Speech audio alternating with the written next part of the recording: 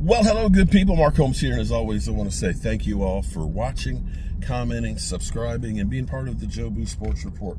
Without you guys, as well as you ladies, you know that this literally does not work. Hope everybody's having a great day. You know, game day starts for me early. Game day, literally, I have been going like crazy all day today because I've got my chicken wings, I got my corned beef for the sub, I got the fixings to go in to make the pasta salad. Let's see, what else have we done? I got the propane. I'm like Hank Hill. Had 4 propane tanks I need to get filled, so I have one for the grill, one for the griddle, and one for the smoker, and one for the deep fryer, because, you know, we use a lot of propane here. And most people say I'm full of gas, but that's another story in itself. But we're going to be ready for tomorrow. Still working on getting the man cave together. Got 2 big TVs in there, and can't wait to be able to have both of those going with the games on it. It's going to be fun. Anyway, this game tomorrow is going to be interesting for the Cowboys because we're going to be witnessing potentially the 2 best defensive players dueling in this game, and both of them are going to be going against, for the other team, less than ideal conditions. Okay, by that I mean you have Micah Parsons, who we don't know where he's going to line up. I think that this is going to be huge because Micah Parsons last year, basically pretty much most of the time, he was coming from the left side as a defensive end, which makes it a little bit easier. Not that it was easy, but easier if you constantly know he's going to be there. Okay, you know, the running back, you've got, you know, tap him on the way out, okay? Or the tight end, you understand he's coming from over there. The quarterback knows to kind of keep his eyes peeled because he's going to be over there. With Mike Zimmer, we don't know. Micah Parsons has said he pretty much is playing everything but defensive back, and he might play safety. So having him come from different directions will be, of course, really cool to see. And it will probably be looking for mismatches. If you've got a really slow, poor-footed offensive lineman, that's the guy you want to send Micah Parsons to attack. You want to put your biggest strength on their biggest weakness to exploit it. So you just don't know. But tomorrow, the problem for Cleveland is, they're more of a running team than a passing team because Deshaun Watson has not been good. He has not been good since that 2020 season where he had like 30 TDs and you know, close to 5,000 yards. And we are beginning to wonder, was that season the exception as opposed to the rule? Did he just have one great season that peaked, and now he's actually playing to what his real level is? And I'll mind you, I will also say that was a 4-12 team, so those statistics may have been padded a little bit. Be that as it may, their left tackle, Jedrick, can't remember his last, Jedrick Willis Jr. is out. He's recovering from a knee injury. He's just beginning to get back to practicing, and he's got a long ways to go. He won't be playing tomorrow. They've got their left tackle who's going to be switching over. Hold on. Excuse me. Sorry. Their left tackle, who hasn't played left tackle in 10 years, who's coming back from an ACL injury, who's going to be playing on the left side. So you can look at this and say that may be the weak spot to exploit for Micah Parsons. And so that may be the difference. Now, on the other side of the field, we have Myles Garrett, defensive MVP. Myles Garrett, who has been feasting for years.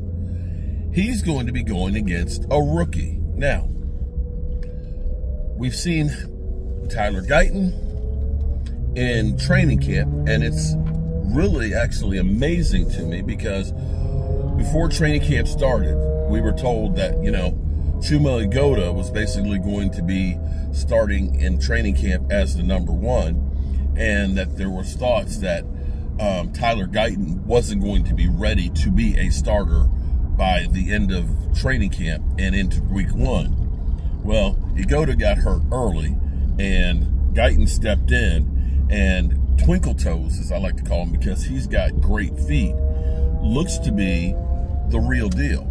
And he will be getting the start. Now, whether he's the real deal or not, he's still a freaking rookie who is getting his very first start, trial by fire, going against the MVP. And here's where things can go south real quick, because confidence is everything. If this game starts out, Myles Garrett just basically does like a jab, step, or rip, or does a swim around him and just beats the hell out of him, and he loses confidence and say, oh my God, this is the MVP, defensive MVP, and he just beat the crap out of it, all of a sudden it snowballs to a Chaz Green game.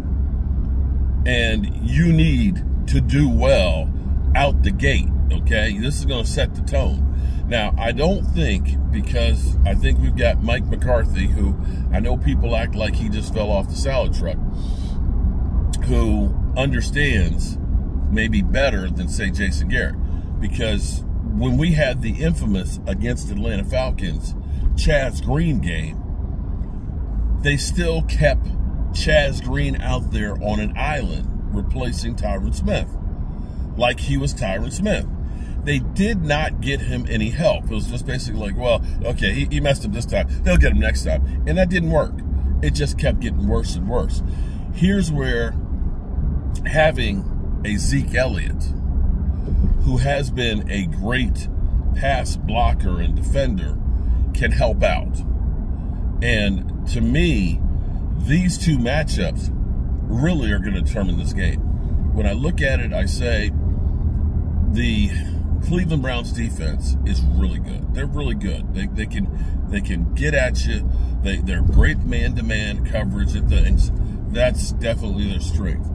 Their offense is more of a ball control, running attack. And I don't think they're anywhere as good as the Cowboys offense. I know we don't have all the studs and the big name players like the Eagles and things, where, you know, they've got almost an all-star team there with A.J. Brown and Devontae Smith, and now Saquon, who looked really good in his first game. But somehow that group of people who started out the season slowly, mind you, slowly, the first 4 or 5 games the offense was not clicking, somehow became the highest scoring team last year in the NFL. So don't sleep on those guys.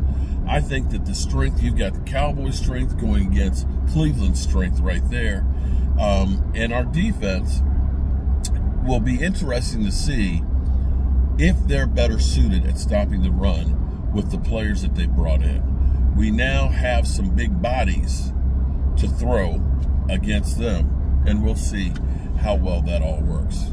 So that's my biggest matchups for this Cleveland Brown game, and can't wait to see this thing.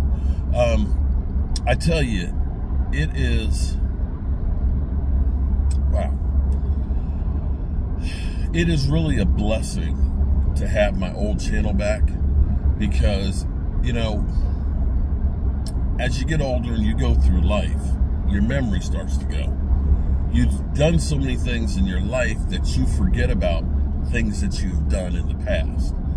And there was so much stuff that I did early on that first channel that I forgot about, that I had, that, you know, still to this day, I'm like, I did that?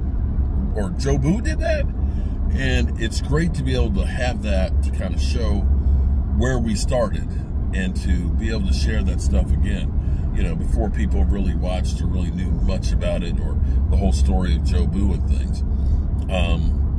It's good to be able to go back through, and that's where a lot of people have gone back and said, oh my God, it was so nice to go back and look at some stuff, you know, for nostalgia reasons and things like that. So if you really want to know how Joe Boo got started and see some really funny clips, like I posted where Joe Boo, not me, Joe Boo interviewed Emmitt Smith.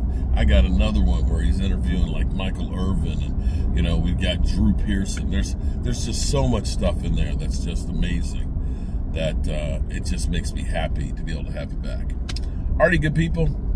I will see you guys real soon, and I hope you all are having a great day. I got less than 3 hours to pick up the big sub. We'll be doing our members call-in show at 5 o'clock, so I'll see you guys there.